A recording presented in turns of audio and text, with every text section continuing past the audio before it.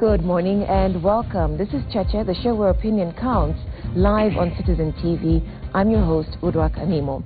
Now first, we have apologies from the NASA flag bearer, Raila Odinga. He was scheduled to be our guest this morning, but cancelled very late last night due to an early morning commitment. So please accept our apologies as well for those of you who tuned in expecting him. Well, as you'll know, not everything is on course for the October 17th repeat presidential poll. NASA has said no reforms, no elections, and walked out of a meeting with the IEBC yesterday. Meanwhile, President Uhuru Kenyatta went ahead and opened the 12th Parliament despite the absence of opposition legislators. So today's guests are Ababu Namwamba, the former MP for Budalangi, but also the head of the Labour Party of Kenya, which is working with Jubilee. And we're expecting David Ndii, the head of the NASA Technical Committee, to join us later in the show. So good morning and welcome. It's good to see you.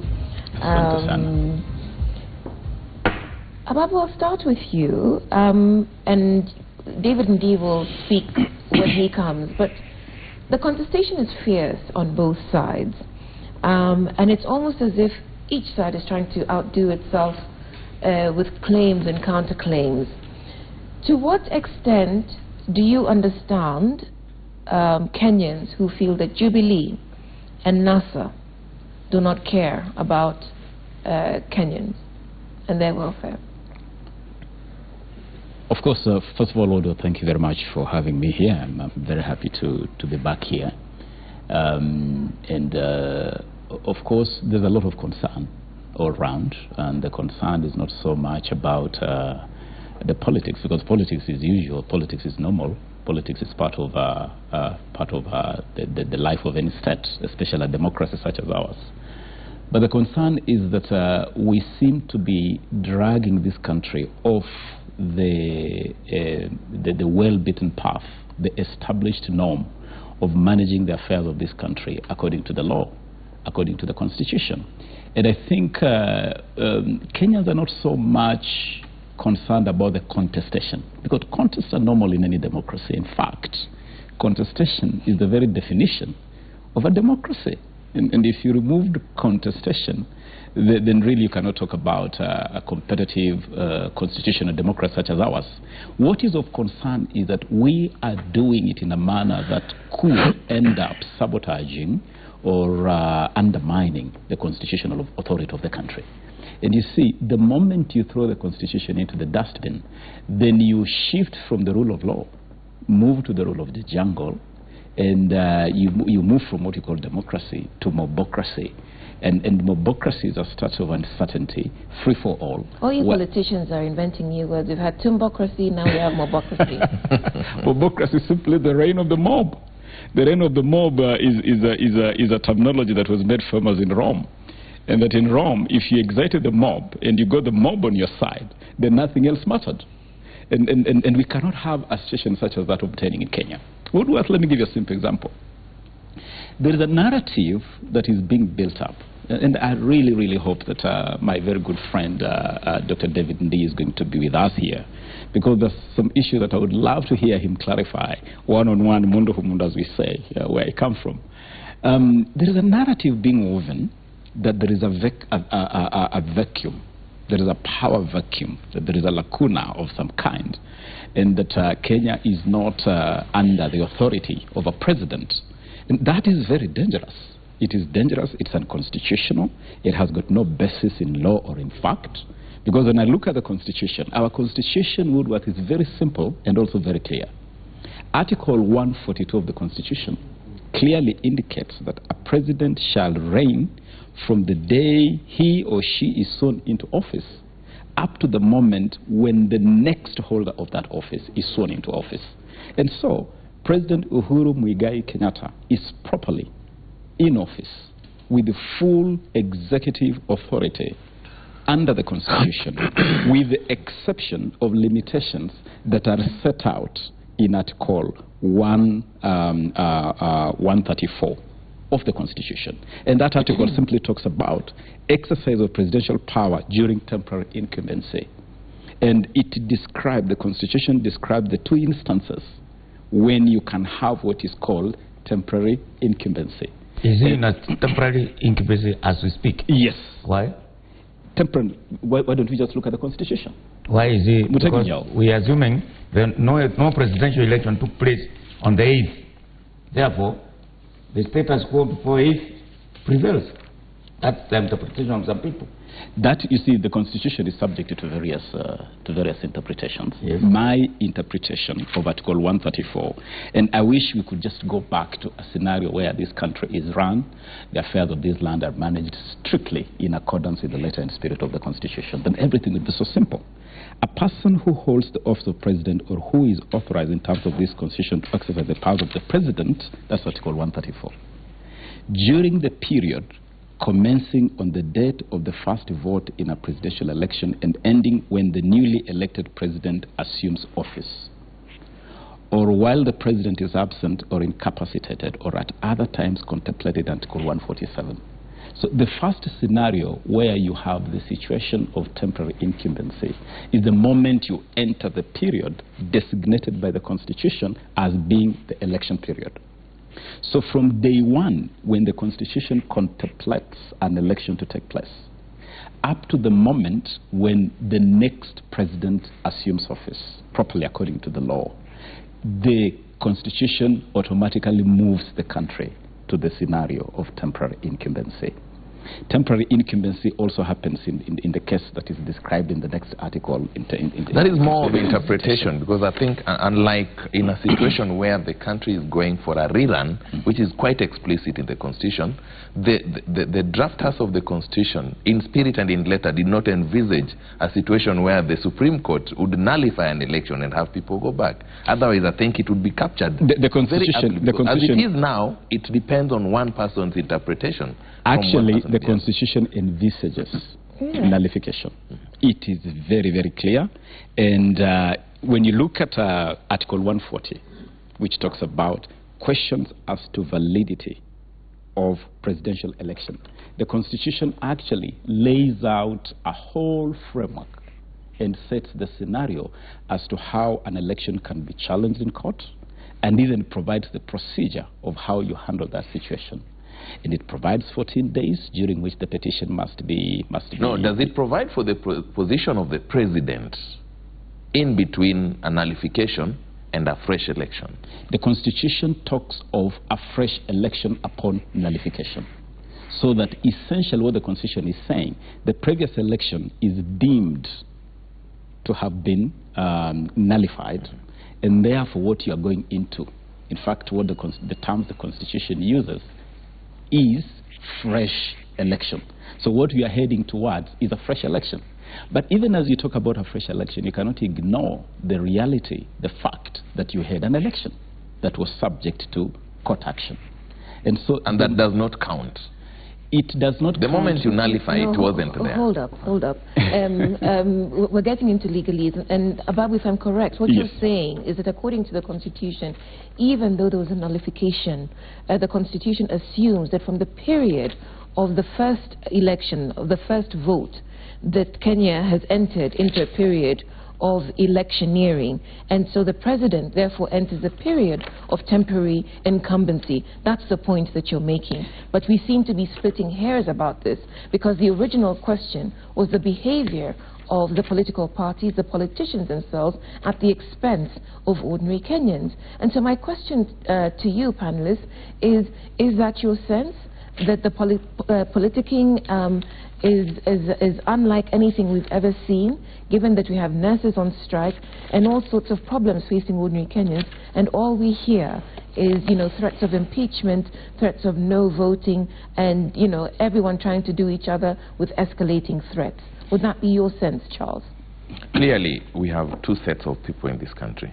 One set is the politicians. Take NASA and Jubilee and every other political interest and lump them together, and on the other side we have Kenyans. That is my position. The politicians know what Kenyans are going through, but I think they are doing what they should rightfully do, politics. For Kenyans, it's unfortunate that they are swallowed into this mobocracy that Mheshimiwa Babu Namwamba is talking about, looking at how hungry Kenyans troop to political rallies to chant political slogans chorused by the political leaders. Mutegi? And I think whether Kenyans are not part of it. In fact, the stakes are very high. And the Kenyans on both sides of the political divide, the NASA people and the Jubilee people, are alert and are very, they are mobilizing themselves to go and vote on the 17th. The expectation is that to the politicians expect that there will be more voters. In fact, they are tabulating every constituency, every county, who voted and who didn't, so that they can get to those people who didn't to go and vote. So I don't think Kenyans are ignored, but the interests are irrelevant now. Between now and when we vote, what happens in the country? Will the interests of Kenyans ever be relevant? They are. When you go to look for bursaries, when you go to university, and when the nurses and doctors are not on strike, you get medicine and you get to school. But as of now, everything is at limbo until we have a new president. So now we have the interest of politicians. Yeah. I don't think so. I don't think so. I think let us not look at this from the extreme. I believe the country is functioning. This country is not in a crisis. No, Mheshimiwa, the country is not functioning because people are not getting services from hospitals. Can I just explain? Let me just explain. Because all the institutions that have the responsibility to manage the affairs of this country are running. Let me then move away from the presidency. Let me move to devolution, because devolution is one of the key segments of our new dispensation. And a lot of the services you're talking about, whether Kenyans are receiving services or not, have been devolved to counties.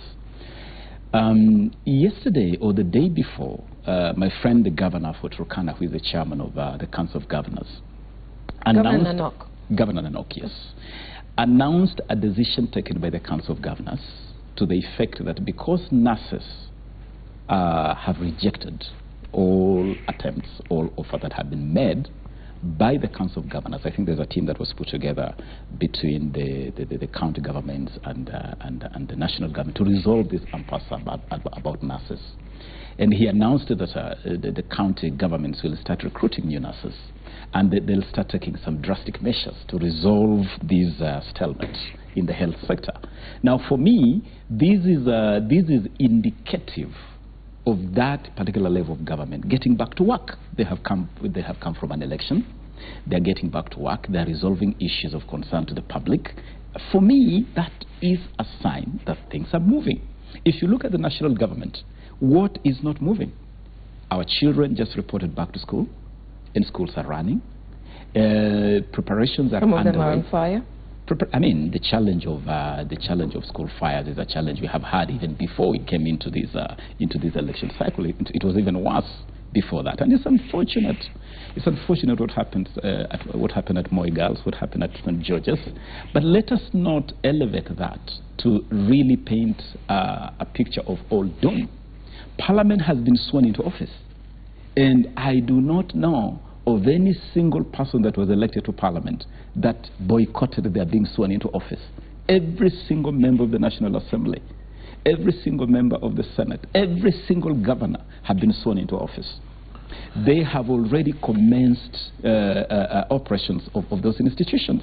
In fact, as we speak right now, it's just an hour to 9 o'clock. By 9:30, both houses of Parliament will be sitting.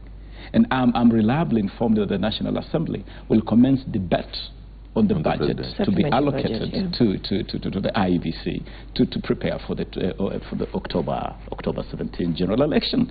The president was in the National Assembly yesterday to address the joint session of the House. He spoke as president of this republic. He talked sovereignty. He talked constitutionality. He talked national unity. He talked focus on matters that are of essential importance to the people of this country. And I sat back and said, this country is actually on track. Politics or no politics, the country is moving. The country is moving forward. There's no vacuum in the leadership. Absolutely of the not. We have a president whether it's incumbent or whatever, we have a president who was sworn into office and who came into office legally. But now that is where the problem begins. A number of people in this country are saying everything is okay, let's move on. The other number, almost equal, is in apprehension. If the country was really moving and everything is normal, I don't think we would have reports about the shakes in the stock exchange, the hard times in economic affairs, businessmen, especially the Juakali ones, the ones who really matter, complaining how bad business is. I don't think we would have a problem issuing ultimatums to nurses to go back to work almost 100 days since they started their strike. So to me, we don't have a vacuum, yes, but we have a problem. The country is either moving on or not. We have the usual challenge that encompasses any country. And any time there is a political settlement, the economy, the social life of any country takes a hit. That is normal. I do recall the year 2000 when we had perhaps the mother of all political settlements in the U.S., George Bush versus Al Gore. And this is a settlement that divided America right down the middle. And everything was not normal. It went, of course, normal when you have a challenge such as that, when the country is divided right down the middle. It then means that a lot of things happen. The New York Stock Exchange took a hit. Okay? A lot of things really happened during that period. But then this matter went to the U.S. Supreme Court. It was adjudicated. Contrary or different from our scenario, the adjudication in the U.S. was about numbers. It was about the ballots. Bring the ballots to the Supreme Court.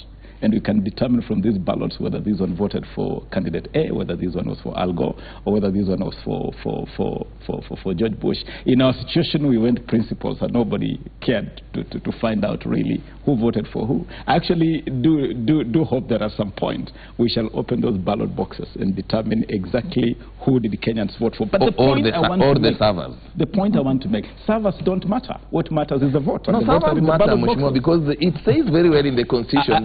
Election is about the process, not the event. Perhaps at some point we can go to that point, but I wanted to make the point that let us not elevate the challenge we are facing now to paint a scenario or a picture of all doom and gloom as if this country has sort of ground to a halt. This country has not ground to a halt.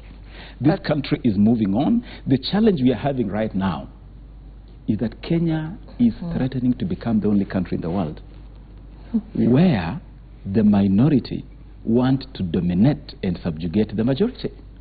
The democracy that I understand is that the minority shall always have their way, and the majority they shall always have their say. The minority shall the majority shall have their way. I wonder how you determine minority and majority. Through the ballot. Through the ballot. We determine, let me clarify this, Woodward. You determine majority and minority through the democratic process.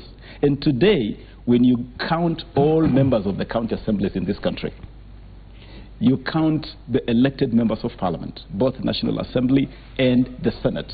You count the number of governors, even without going to the presidency, and you can see clearly which side is the majority side in this country. Flashback to 2007. I'm just dealing with the situation as it is today. And I believe your smile has to do with your agreeing with the Babu. What you are calling numbers. There are people who don't think they ever happened at all. Yes. There are certain people who think that minority we are calling minority actually is the opposite. They are the majority. But that is because the process of determining those numbers was flawed. They claim I should actually. You know, these are very interesting. These are very interesting discussions. Say they claim it's flawed, whereas the Supreme Court has found it to be flawed. No. What Mutegi is saying, and as a position I find quite interesting, is that the whole, in fact, Honorable Martha Karua has brought an interesting application to nullify everything. Nullify the whole thing. Yeah. But I find and as we speak, we have almost 280 petitions. I find that also a matter of conjecture and debate. Basically, I should sit here and say, Woodworth, I did not lose the Budalangi parliamentary seat. I should actually sit here and say, I do not accept that I lost the Budalangi parliamentary seat. And so, incidentally, the people of Budalangi have also filed a petition as citizens of the constituency. So I should sit here and foment a discussion on the result of that parliamentary seat. And then where will it end? Where will this whole debate end? What we need to accept is that in any democratic process, there'll be winners, there'll be losers, there'll be dissatisfaction. And when there is dissatisfaction, that process is then thrown to the judiciary. And once it is in the hands of the judiciary, you leave it to the judiciary.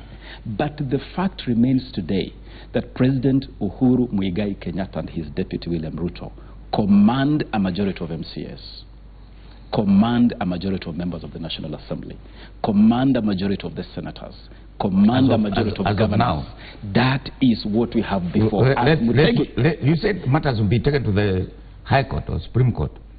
A lot of people have gone to the Supreme Court, to the 10 to 200 and something. Almost 200. We cannot second guess the judiciary. We don't know how it's going to end up. Udwak, I'm happy about... Should I sit here and demand that I'm the member of parliament for Budalangi, or that Budalangi is a toss-up until the High Court in Busia rules on the petition? It's actually good that Mheshimiwa is consistent in one argument. Where will that take us? Doesn't that, you know, you're construing that argument quite narrowly. And I think the point Mutegi I'm just using it as an example, as a small example. The point Mutegi is making is that even this majority that you talk of for Jubilee is questionable given the volume of petitions in the pipeline. Questioning anything does not change the fact of its reality. What I know is that as we speak now... Even though the reality might be tenuous? Tenuous according to whose definition?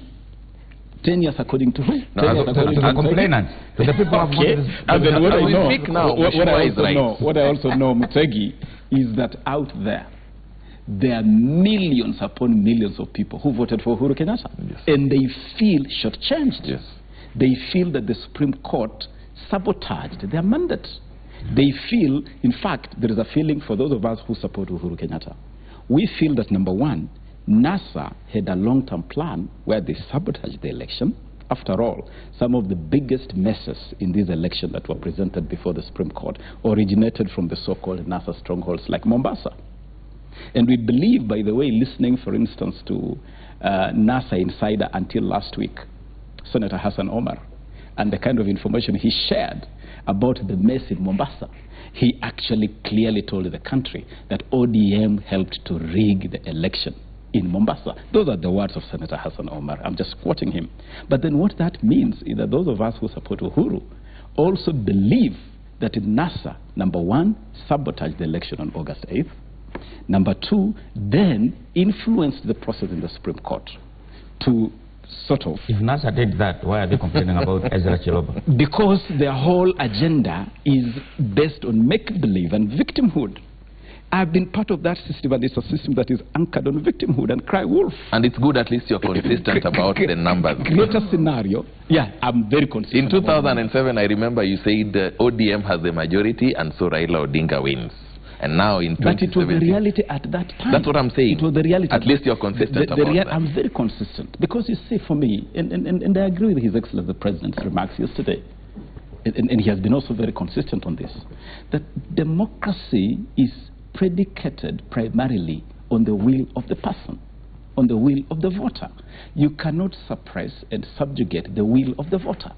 And if the will of the voter translates into numbers, and it is those numbers that determine. Otherwise, if you're going to go into indeterminate factors and sentiments of people, people always have sentiments. People always disagree. And when we disagree, it is the numbers that determine. No, hold on. What you're telling us is that the Supreme Court erred in its judgment that how you arrive at those numbers does not matter as long as you have the numbers. That's what you're saying. And is that what the law says?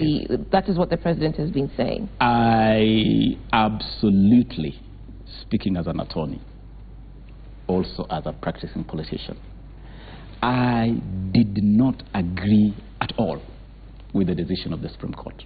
That's fair enough. It's just that you're making the point about numbers. Yes. And the point you're making, what you're telling Kenyans is that however you arrive at those numbers, it does not matter as long as one set of people has a greater set of numbers than the other. No, Woodworth, I'm not saying that. What I'm saying is that supremacy in any democratic contest, primacy rather, actually I should use the English word primacy must be given to numbers.